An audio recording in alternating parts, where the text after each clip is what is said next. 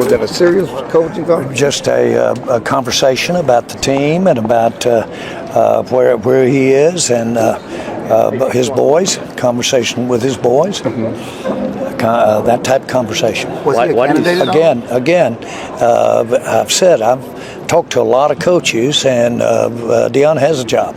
Jerry, you said this is as big of a risk as you could take, a guy with no head coaching experience. That's a risk. That's not as big a risk, but that's a serious risk. Why ultimately? What was the moment that made you feel this was the right move? When you realize the risk was worth the potential rewards.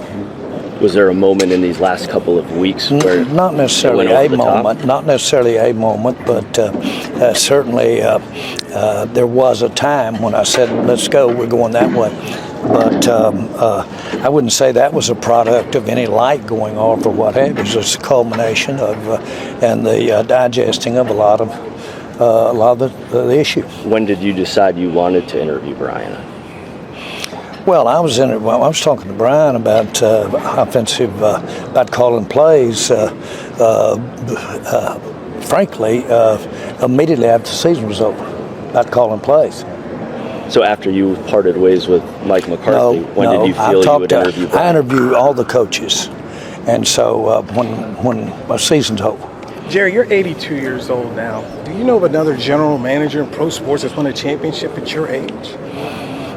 That's good to be the one who does it, if that's what it takes to do it. But I don't know, but I don't look. But I've taken more serious, tangible risks in the last 5 years than I've ever taken in my life, including the buying of the Dallas Cowboys. So risk-taking is a part of it. And as far as capability of decisions or energy, I'm leaving to go to the Senior Bowl. I'll be at the Combine. That's me flying in a helicopter, going down, looking at wells being drilled. That's me walking around this building out here. I'm a busy boy. But for 29 years, that success, you haven't been able to get back there. Well, but that's not the ability to have the success. I know the demarcation point between when I've had success, and I know that the next pick, if you're out there mining for gold in San Francisco back to 49ers or something like that, I know the next pick could be the gold strike. But your fans are mad at you right now, you know. Well, I understand that, and I'm mad at me right now, but that's not the issue. Is what are we going to do about it?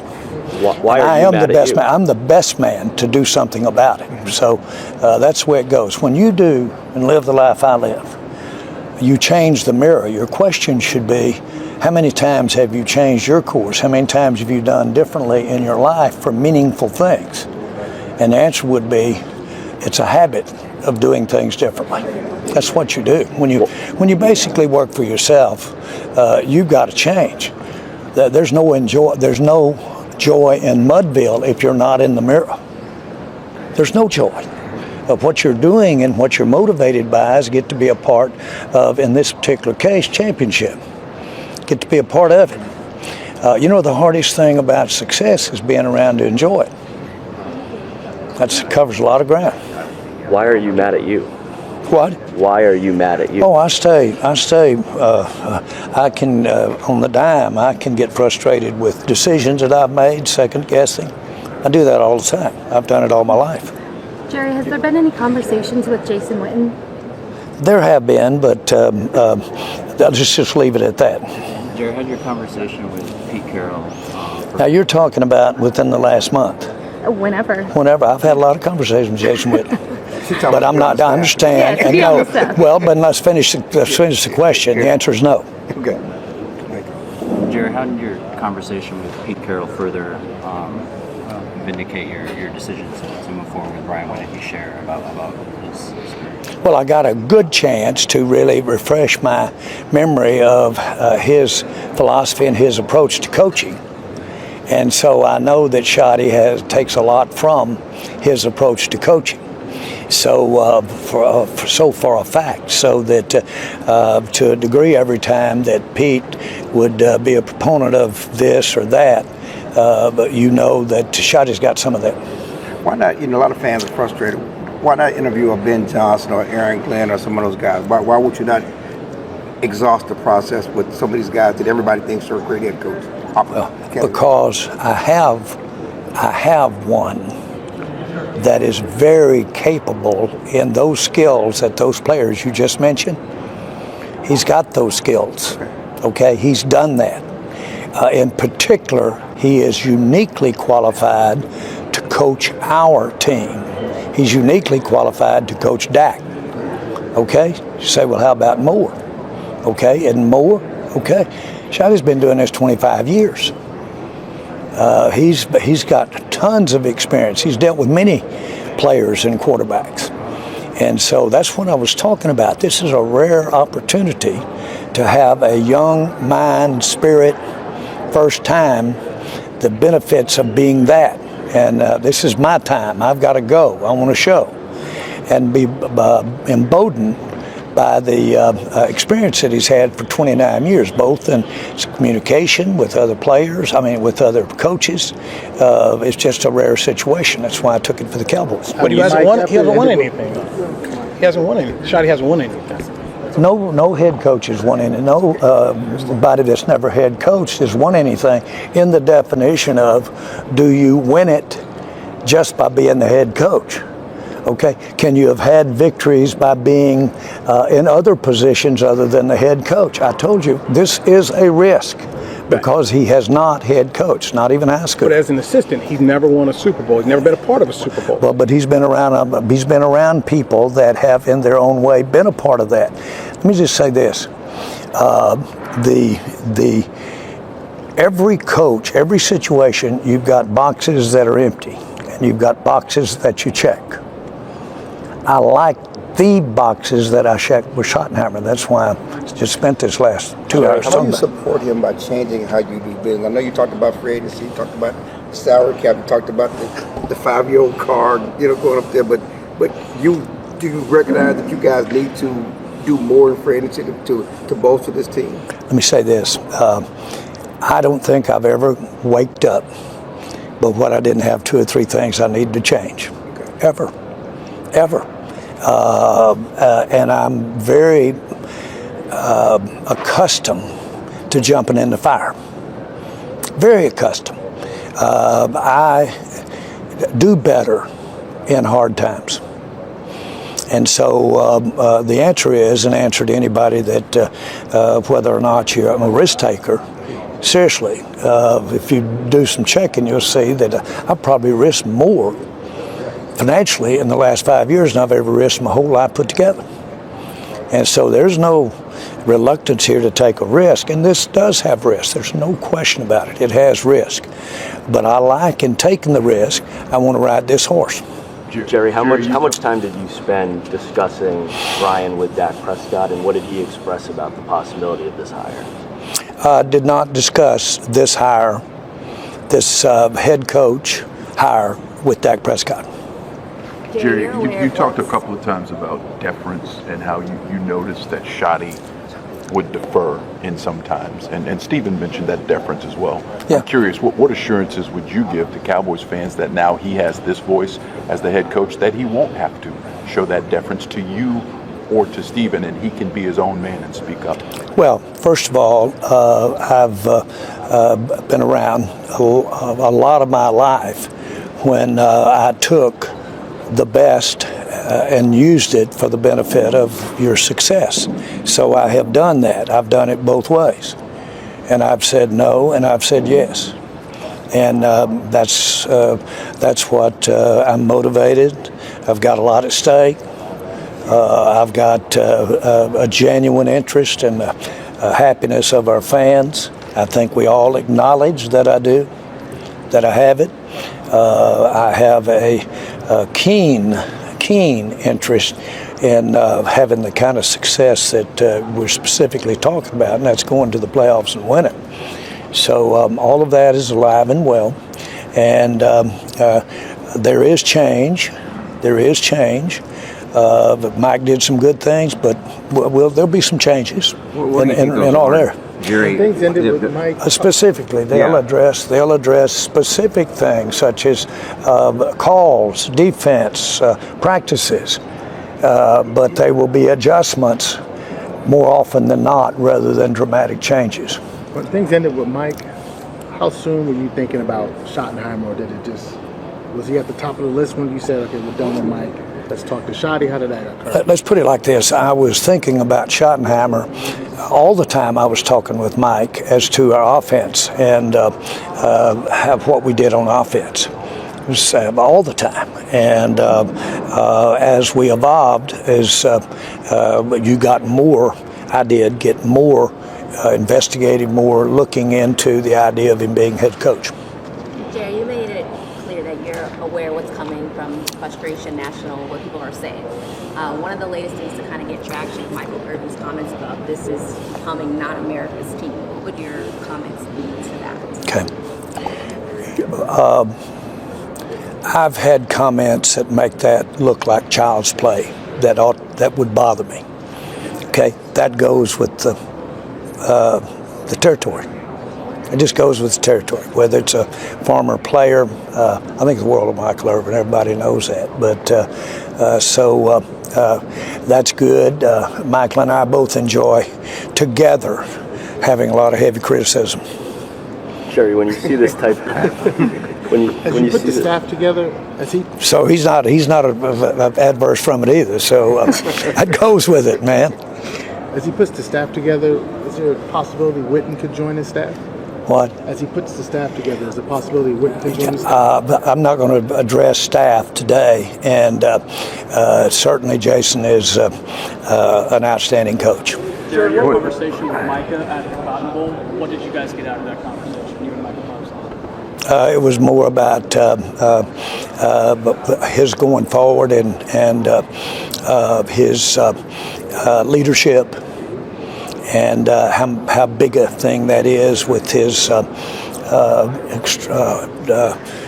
really unique contribution that he makes with his talent and on the field, and that he's just by where he is, he's got a chance to really lead here. Did he give you assurance that he's going to be here for OTAs and off season? Did he give you assurance that he's going to be here for OTAs and off season and stuff like that? We didn't even talk about that. You mentioned Schottenheimer calling plays and how that was something you wanted to see. Is that something that is going to be a possibility going forward, no matter who the offensive coordinator is? He'll be calling plays. Jerry, when you see the negative reaction of the last few days from the fans, how does that make you feel? And when you think about the emotions you had when you stepped up to this podium today, what were they? I went to school on negative comments from the fans. Go back and look at when we first got involved with the Cowboys. And just like the game itself, there's a very low percentage of this that is smiles and glory holes. Very low percentage of it. Most of it is football itself is absolutely work, pain. It's just you endure it.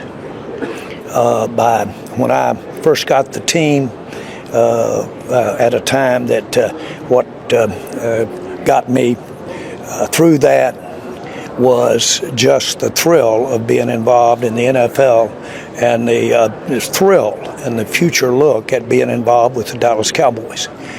I'm doing the very same thing right now, and I don't need as much of it because this is child's play compared to the way it was in those years. Does it feel like a me against the world type of moment?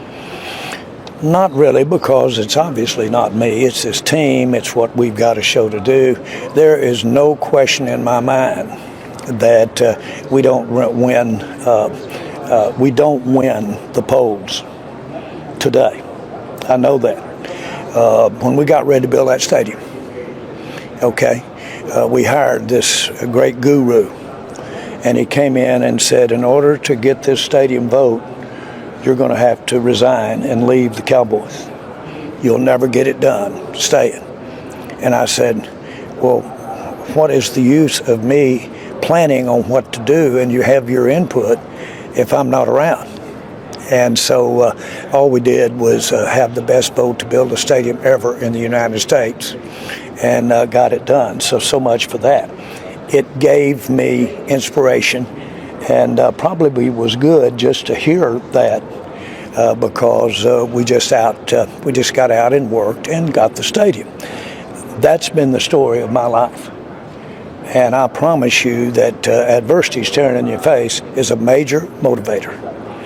And I've been blessed. I've got so many wonderful things that I get to be a part of. Really, one of them is right here today, to be very candid with you. Is that what okay? brought the emotion? And so I cheat. When it gets too hot, I switch over and remember the things that I like the most, or even spend time around the things that aren't quite so hot. But I'll get back to the hot spots. You ready to retire anytime soon? No, not at all. What brought up the emotion today when you started? When your first comments, you were very emotional at the very beginning. What welled that up in you? Well, I really think that it's never left. I think it was an emotional thing to buy the Cowboys. It certainly wasn't prudent financially. As a matter of fact, anybody that had ever looked at them thought you were crazy. The league was not up, it was going down. There were so many things. But I got involved emotionally. Now, what you'll do is if you have the emotion, then you can make a good or bad decision. But the emotion will motivate you enough to turn a bad decision into a good one. And so that's where I'm going, okay? We could be making bad decisions right now, but I'm really motivated. I want our fans to really know I am motivated. Now, they know I can't write a check because they know I would if it assured me a Super Bowl. But there's going to be about 99.9% of these hires not win a Super Bowl and be getting another job. So it's hard to do. But I want to do it because it's the art of the deal. Are you behind it all in the personnel department as far as looking for needs for next year because of this process?